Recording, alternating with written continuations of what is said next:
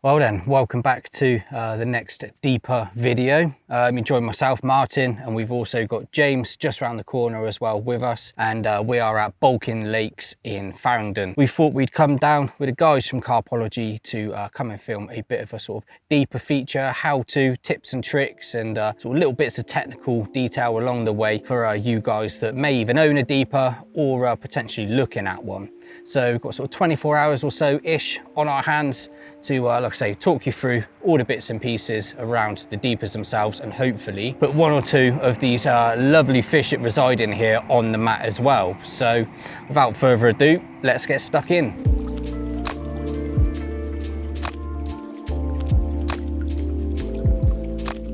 So you'll notice that I'm not actually fishing particularly far out. That's because on the deeper, it's revealed that it's very, very deep. It slopes down to sort of 17 foot, and actually in the middle, it goes down even deeper. But I've decided to fish on the marginal shelf. It's showing me on here that it starts at sort of 17, then pulls up, gradually gets shallower and shallower. So at the bottom of that shelf, it's 17 foot, and it's nice and gravelly. After doing a bit of leading around as well, once I'd indicated the depth, I feel like a little sort of gravelly area at the bottom of the shelf, which potentially indicates a feeding area. So I've clipped that up. All the rods are going to go on that 17-foot spot, and hopefully it's going to do a few bites.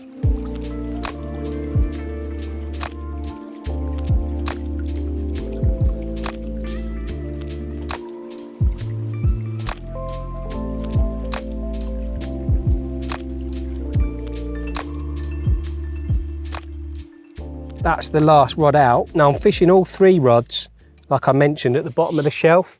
I did use the deeper initially as almost like a marker float. I flicked it out there, and that gave me an indication of the distance I was fishing. So I could catapult baits, spread them all around that 17-foot spot. Like I said, all three are kind of dotted in a line along that 17-foot, and I've spread boilies around. The reason I've gone for a boilie approach is there are some grow-ons in here, and by that I mean very, very small carp. So fishing loads of bits and pieces, I might get a little bit plagued by those little ones. So yeah, I'm hopefully going all out boilies to try and catch a few of the better fish.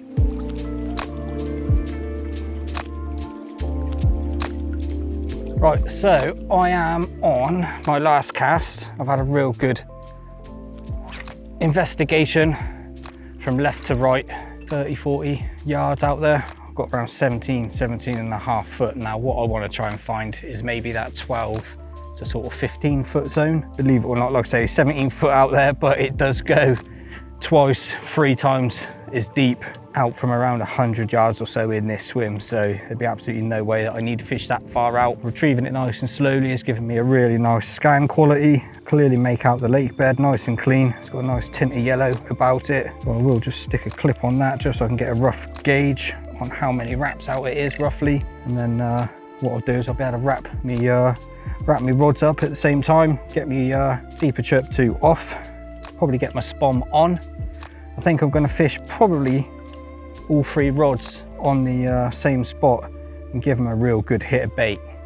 Now there's a good few hundred fish in here, you know, 500-600 fish I'm led to believe, so I'm hoping that they're going to be hungry. Coming up that marginal shelf now, so we'll have him in, we'll get this wrapped up and we'll get the fishing rod sorted.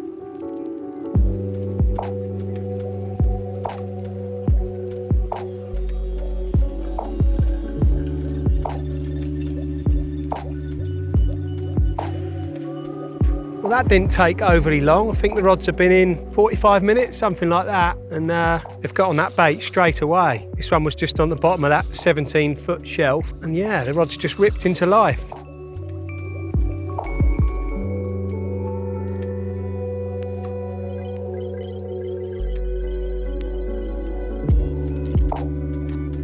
Right, he's a nice fish, lovely. Go on, mate. Yes, it's a good start. Nice fish. Well, I'd unhooked the fish in the net thinking I'm going to get a rod straight back onto the zone. And before I knew it, the cameraman was shouting, "You're in," because I didn't put the alarms on and then the clutch was just spinning. And yeah, we're in again.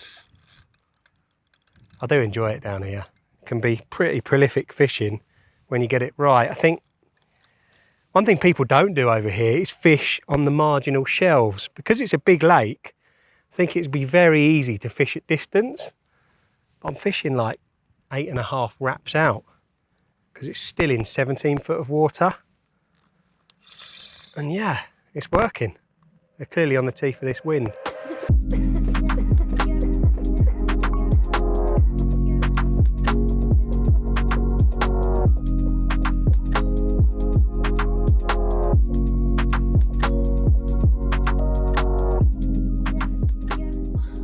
Well, that's the first one from pretty much a double take. It wasn't long. I caught one shortly after this one.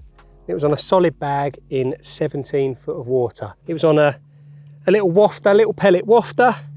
Yeah, real pretty fish from Baulking. And the other one is a little bit scalier. So I'll slip this one back, take a look at the other one. Well, there is the second part of the brace. Lovely scaly character, this one. This one came on a balanced bottom bait. Very, very pretty carp. I just heard another one show over the spot. So hopefully it won't be long before it rips off again. But yeah, real pretty carp, that one.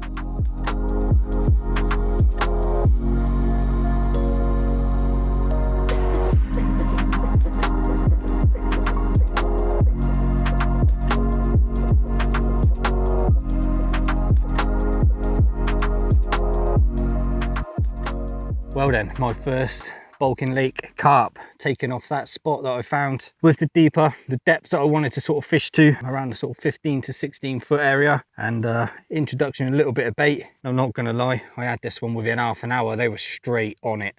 So really, really happy about that. He's got a nice belly on him as well. So definitely reckon he's nudging the 20 pound mark, that's for certain. So yeah, well happy to get off the mark. We will get a few pictures quickly, slipping back.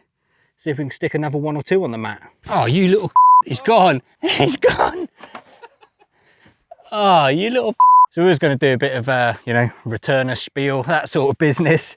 But the minute I lowered him into the water in the retainer, he's already helped himself back off to his home. So yeah, empty sling. But whilst we were, whilst I was playing that fish, I also noticed James has had one. So I think the guys are going to head on round and yeah, show you what's resting in James's net. Well, there we go. The pick of the bunch so far. A beautiful Baulking linear. This one again was taken over a scattering of boilies, scattering of triple X boilies. And yeah, he's probably been the pick of the bunch so far. Again, fishing 17 foot of water just at the bottom of the shelf. And they seem to keep on coming. So let's get her back, see if we can catch a bigger one.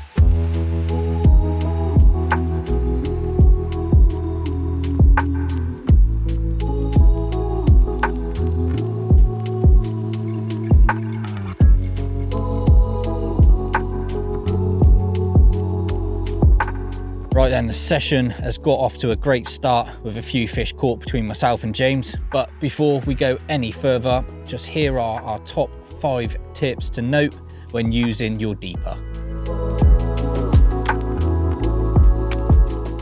So setting up your sort of deeper for first use when you get to your desired swim. Firstly, use smartphone or your tablet. You need to pop it into aeroplane mode. I prefer doing that way and it kills any mobile data. If not, turn off your mobile data and your Wi-Fi assist, just leaving on your Wi-Fi.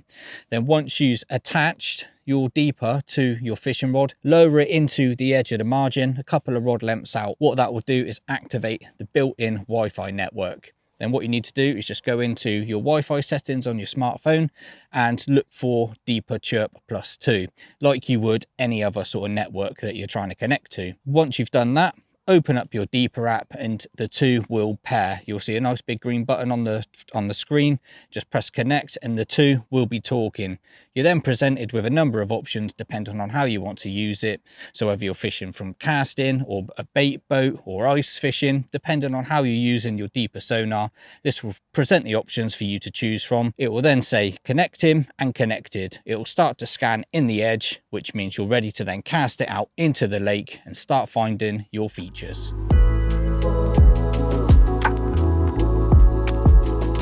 So this is the hardware that I use when using a deeper. Now, generally you can use a normal carp rod and reel, but I like to use my spodding kit basically.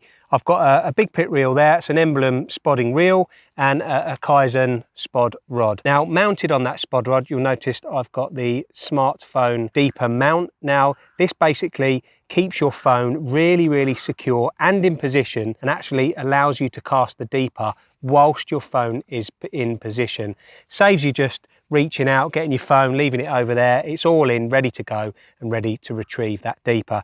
Now on the actual spool itself, it's very important to use a trusted, reliable and strong line. Now I actually like to use braid. I'm only fishing close range today, so I'm not using a hugely thick diameter, but if I am going out sort of 80 to 100 yards, I will use a shock leader just to be sure. So yeah, that's my hardware when using a Deeper. Nothing too complicated, works perfectly.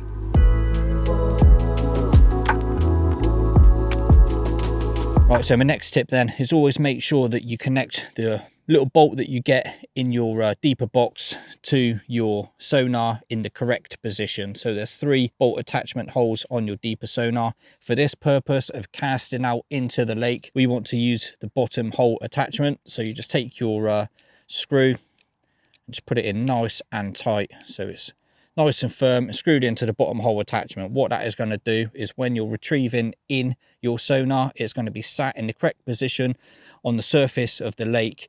The 2 little sensors at the bottom are going to be scanning the lake bed, and it's going to give you crisp, clear scan when you're retrieving it in on your rod and reel. Not only that, when you are reeling it in, you want to make sure that you have a nice, smooth, steady action, which again is going to give you the best scan quality.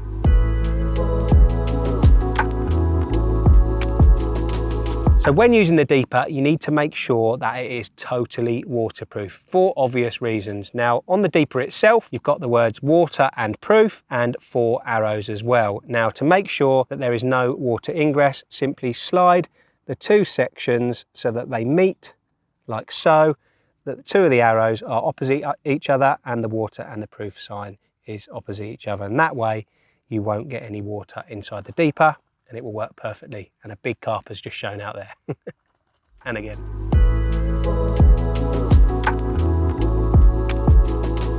So my last tip then, once you've finished feature finding whatever it is that you're doing with your Deeper sonar, always make sure the 2 little sensors on the bottom are bone dry. Now you can dry it with a towel, on your joggers, on your hoodie, whatever you've got close to hand. Just make sure it is bone dry. I see it so many times on social media that people are experiencing, you know, the batteries drained, etc, etc. It was fully charged up at the start of my session. That is purely because once these sensors are wet, the Deeper sonar is on, it's active. So always make sure you dry the 2 little sensors at the bottom to make sure you're preserving your battery life.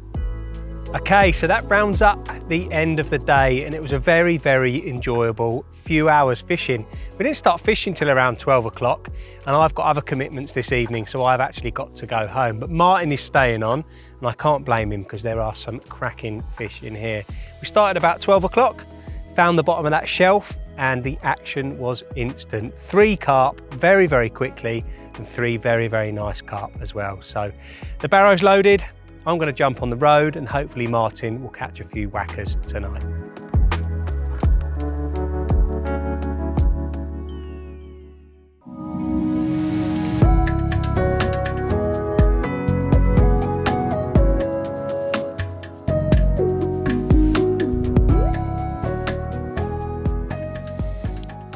Well then, there we go. A frantic 1 of 2 first light bites. Yeah, this one's just gone over the 26 pound mark. Off the area that I found yesterday with the Deeper, the sort of depth that I wanted to fish to, and it's all come good on the the following morning. So well happy with that. And we've got another one in the sling just resting for a minute, and that's slightly bigger than this one as well. So really happy.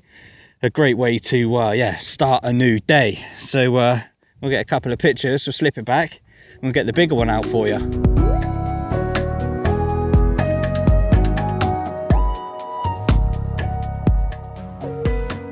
Oh, there we go then. 28 pound plus of Baulking brute It's yeah, gave me the right run around, and it's given me a good scrap on the mat as well. But yeah, just look at him, absolute belly on him. So yeah, the biggest one of the two this morning, and I'm well happy with that. So again, couple of snaps, snip it back, get the rods straight back out there, see if we can put a few more on the mat before home time.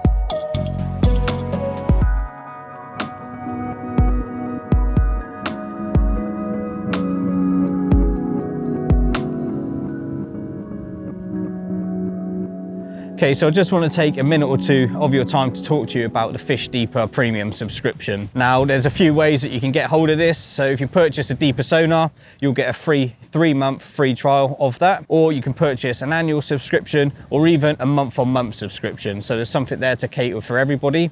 And what this will give you is 50,000 lakes globally and access to their lake depths mapping. So depending on where you are in the world, you'll be able to scan in to the mapping and zoom in to your lake of choice, and you'll be able to see all the different depths that your lake contains. So you'll find the shallows, you'll find the deeps, you find all the ups and downs. So it's well worth looking into. I've used it for this session. Baulking Lake is on the premium subscription, and it's given me a bit of an insight before I've actually even set foot on the lake, just how deep, you know, certain areas of the lake are and where those big deep craters are that Baulking is renowned for. So it's allowed me to choose peg number 14 based on the weather conditions that I knew we were going to have. There's a nice big sort of shallow area down in this corner, which looked absolutely prime yesterday for a bite. And yeah, it's given me some good depths out in front as well, where you've seen already that I've had a few bites from. So it's really sort of helped me get an idea of yeah, what's in front of me and where I kind of wanted to be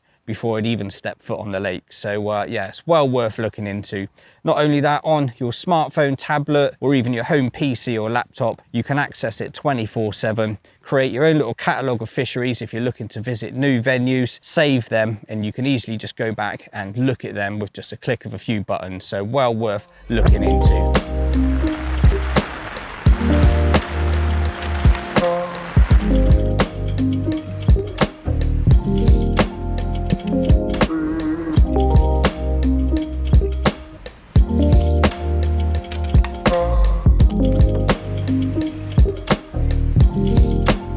Right, well, we've come to the end of the session. This morning, after those couple of fish early doors, the weather has just been sort of all over the place, in all honesty.